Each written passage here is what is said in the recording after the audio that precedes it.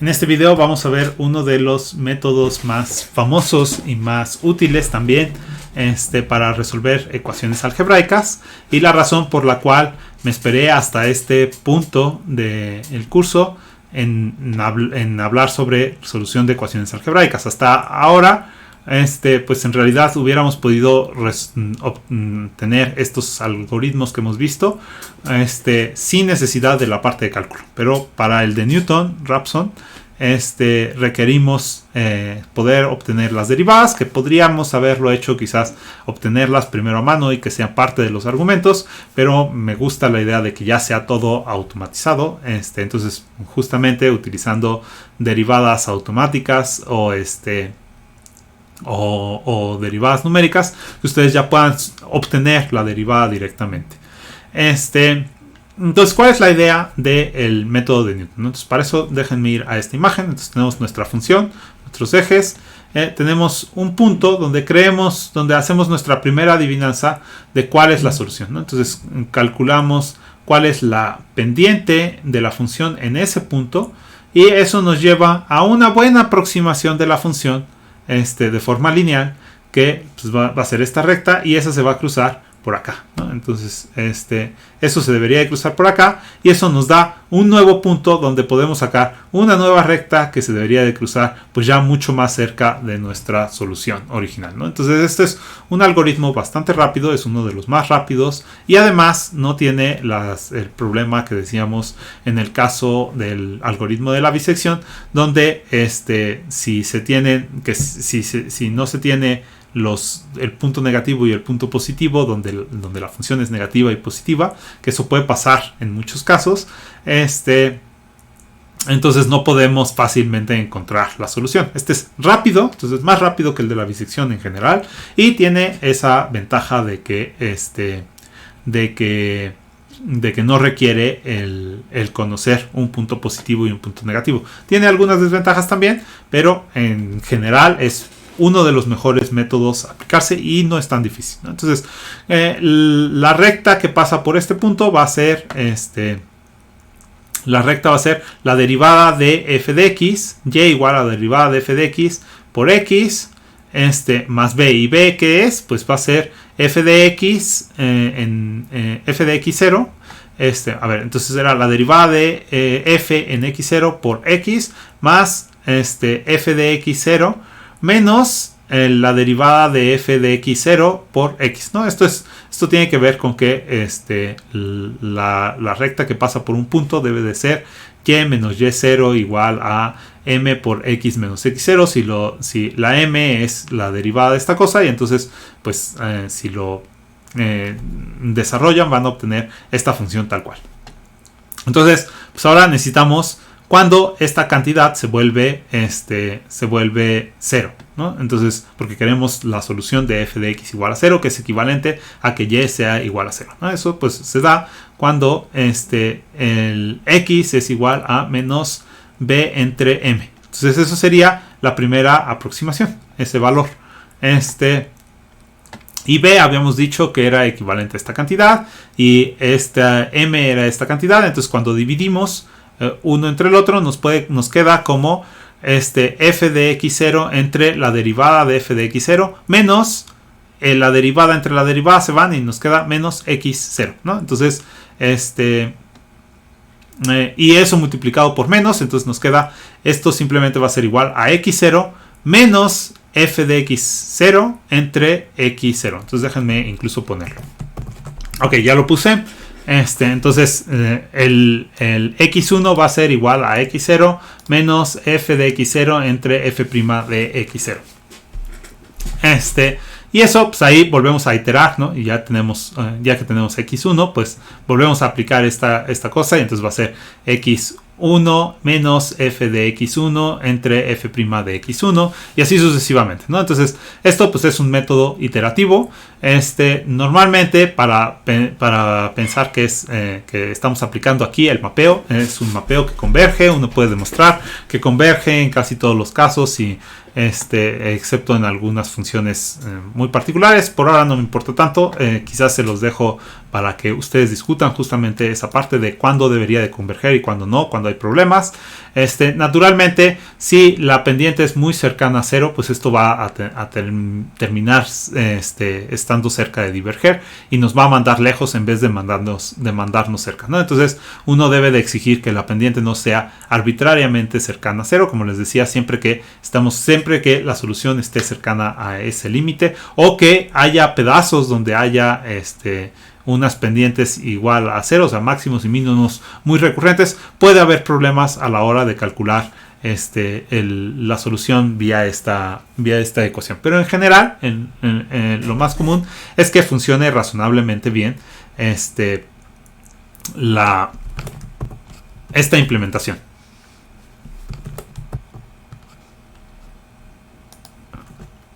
Entonces ahora ya tenemos un algoritmo en realidad, ¿no? Simplemente lo único que necesitamos es la f', que eso podría ser la versión analítica, pero ya tenemos herramientas para calcularlo. Esa f' puede calcularse numéricamente o vía integración automática, ¿no? Entonces, o como lo hace SymPy, pues vía integración,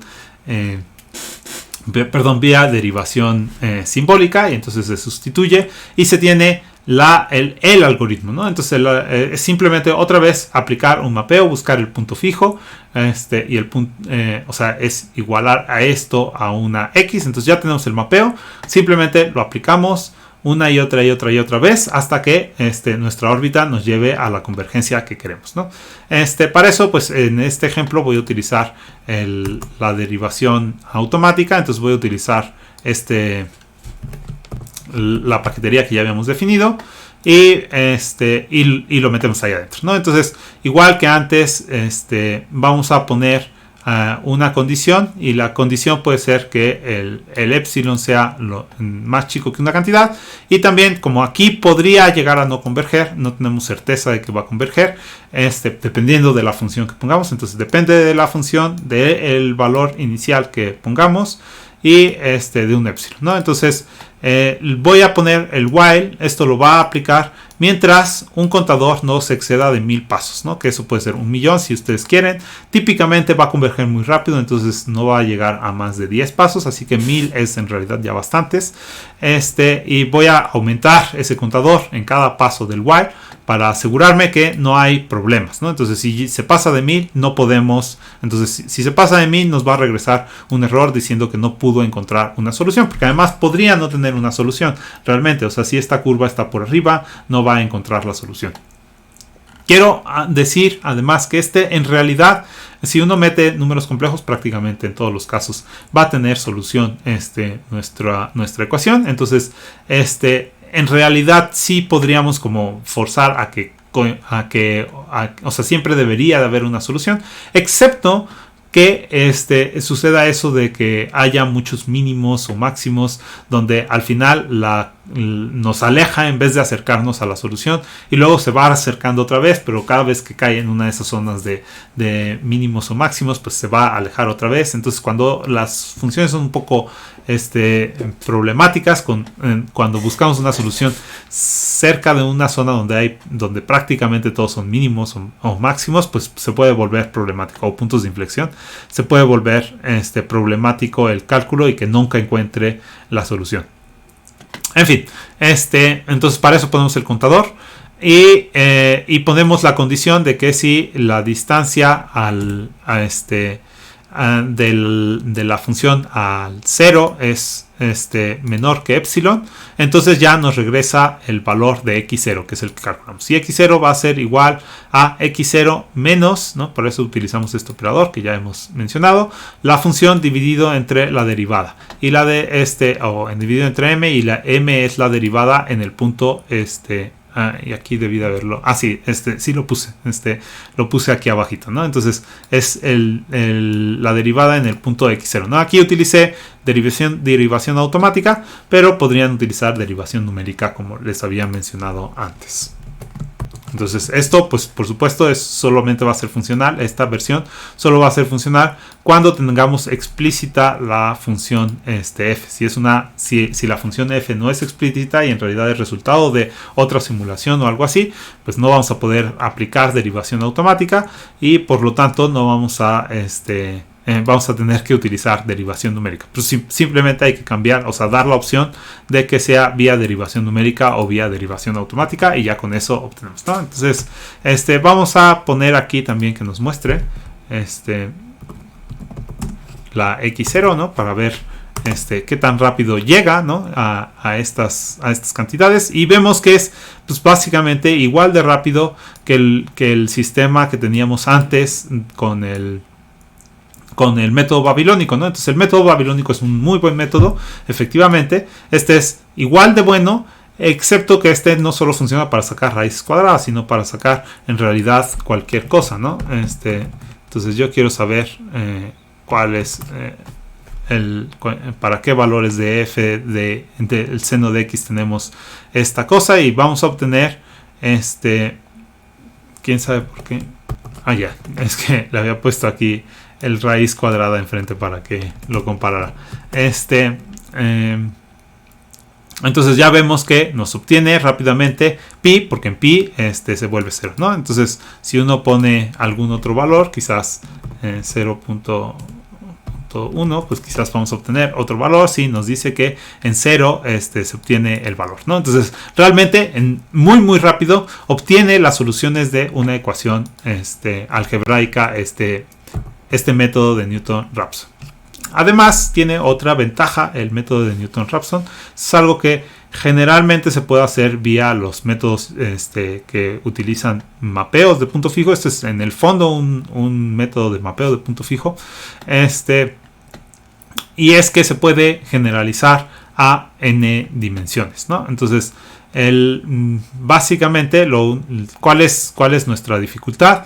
Pues la dificultad es encontrar algo equivalente. Entonces antes teníamos esta ecuación que nos llevaba a este algoritmo, ¿no? Entonces necesitamos algo equivalente a ello, y para eso pues necesitamos entonces encontrar, ya no es una recta sino un plano o un hiperplano tangencial al punto que estemos adivinando, y de ahí en fuera pues vamos a otra vez ver vamos a encontrar en qué valor se intersecta ese hiperplano con uno de nuestros ejes, y ya con eso tenemos la solución, ¿no? Entonces el equivalente se hace pues, prácticamente directo. Hay una versión del desarrollo de Taylor para n dimensiones, y en ese caso pues el desarrollo de Taylor alrededor de un punto x0 va a ser f de x0 más, aquí es el jacobiano de la función evaluado en ese x0 por x menos x0 más algo de orden mayor, ¿no? Entonces podemos descartar esta parte y eso se vuelve como nuestra ecuación del plano de alguna forma. Esto nos lleva a poder despejar o más bien no poder despejar, sino tratar. Esta es la ecuación que es como un plano, o sea, es una transformación lineal que es el jacobiano multiplicado por x menos x0 más un vector, ¿no? Entonces aquí esta transformación lineal aplicada a este vector más este vector pues nos da simplemente un traslado de nuestra transformación lineal, y eso se comporta como el b y el m tal cual, igualito, excepto que pues uno no pone 1 sobre, sino pone la inversa de esta transformación lineal. Y ya con eso, o sea, si no recuerdan, pues traten de estudiar un poquito de qué era qué son las transformaciones lineales, las matrices. Sí lo revisamos medianamente, pero quizás sí requieren un repaso un poquito mayor. Pero despejando, finalmente, lo que nos importa es que al despejar, vamos a tener que x1 va a ser igual a menos el jacobiano en x0 a la menos 1, o sea, el inverso del jacobiano, multiplicado por este b, que es la traslación. Y ese b, pues tiene, creo que lo puse por ahí, cuánto va. Pero al final vamos a obtener entonces esta ecuación, que es xn más 1 es igual a xn menos el jacobiano, el inverso del jacobiano, evaluado en xn, multiplicado por f en xn, ¿no? Entonces es prácticamente igual, ¿no? Teníamos x, aquí era n menos f de x entre f' de x. Entonces aquí, en vez de entre f' de x n, ponemos multiplicado por el inverso del jacobiano. Esa es la única diferencia realmente entre todo lo demás. Entonces con esto podemos ya tenemos nuestro método iterativo de Newton-Raphson para n dimensiones, ¿no? Entonces es igualita la situación. Necesitamos una f, que es una función vectorial que depende de un vector, o sea, con n variables y con n funciones dentro, ¿no? X, que es nuestra adivinanza inicial, que es un vector de cosas, y el epsilon, que es la tolerancia. Igual que antes, pues podemos aplicar derivación automática, o si quieren derivación numérica y hacen su jacobiano, como ya hemos visto. Esta parte ni la ocupo, entonces la voy a quitar. Igual pongo un contador, si se pasa de ese contador. En este caso, en vez de poner el valor absoluto, ponemos la norma, y por eso es que cargué esto de linear algebra. Y si es menor que epsilon, entonces nos regresa ya el valor. Y si no, pues vuelve a actualiza vía esta fórmula, que es el valor que tenía menos, ¿no? Con este operador, menos el jacobiano, el inverso del jacobiano, que esto es acuérdense que este operador de la diagonal invertida, equivale a hacer esta multiplicación, ¿no? De el inverso del jacobiano por la función. Por la función evaluada en el punto. Y luego, pues ya que tengo el nuevo valor, vuelvo a calcular el jacobiano en ese nuevo valor, y así sucesivamente, ¿no? Entonces con eso ya tenemos nuestra versión n dimensional, ¿no? Entonces vamos a hacer un ejemplo de cómo usar esta función n dimensional. Entonces vamos a poner, por ejemplo, no es que tenga algún significado estas funciones, simplemente me las puse ahí, me las inventé nomás. Entonces tenemos, son dos, es una función de dos dimensiones, podríamos hacer lo demás, pero vamos a hacerlo por ahora de dos. X es el segundo valor de x por la exponencial del primer valor, ¿no? Entonces sería y por la exponencial de x menos x más 2. Esa es la primera función. Y la segunda función es 3 por la exponencial de x menos el seno, por el seno de y. Esta es mi adivinanza inicial, ¿no? La corremos. Entonces ya está definida nuestra función. Quiero que vean que uno puede aplicar la función y nos va a arrojar un vector. Este vector corresponde a aplicar este vector de aquí en esta función de acá. Ajá. Y el segundo valor corresponde a aplicar el vector x en este de acá, ¿no? Okay. Y ahora vamos a obtener el solucionador, que simplemente requerimos, como dijimos, el f, el x y un intervalo de confianza. Entonces lo voy a dejar en el que predefiní. Como es la primera vez que lo estoy cargando, parece que tarda mucho, pero en realidad no tarda tanto. Solamente era por la compilación, porque era un poco más larga. Si quieren, vamos para que vean que 1 por 10 a lo menos, yo qué sé, 6.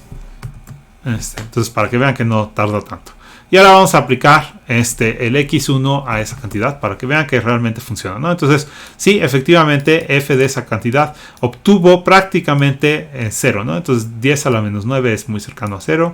Si hubiéramos puesto, entonces yo había pedido que fuera con una tolerancia de 10 a la menos 6. Vamos a pedir una tolerancia de 10 a la menos 10 y ya obtuvo 0 en un caso y 10 a la menos 16 en el otro, ¿no? Entonces, realmente es muy rápida la convergencia.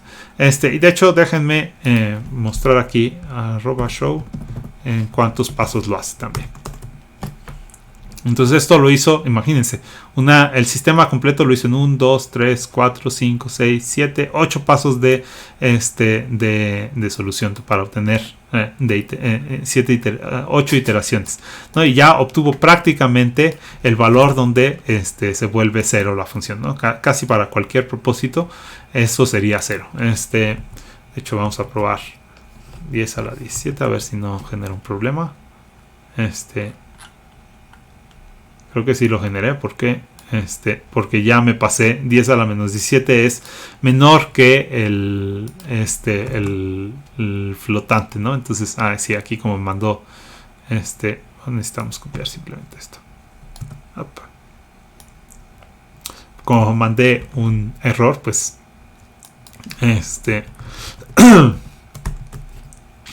se quedó en lo mismo, ¿no? En realidad, porque prácticamente ya antes en realidad llegaba a la solución que queríamos. En fin.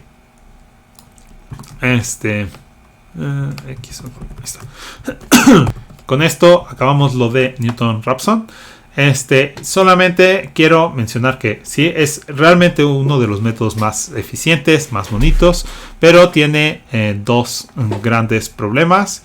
Uno es ¿qué pasa si la adivinanza está cerca de un máximo o un mínimo? O de hecho, si uno de los pasos de iteración cae cerca de un máximo o un mínimo, entonces se vuelve problemático y va a obtener una convergencia que ya no necesariamente va a ser rápida, ¿no? Entonces, funciona bien en la mayoría de los casos, pero hay algunos casos y unos casos no tan poco comunes que esto, o sea, cerca de resonancias y pues particularmente nos interesan en física muchos problemas de resonancia. Entonces, pues, cerca de las resonancias empieza a fallar este método justo porque empieza a caer muy cerca de mínimos o máximos y entonces frecuentemente, y entonces ya no nos arroja una solución.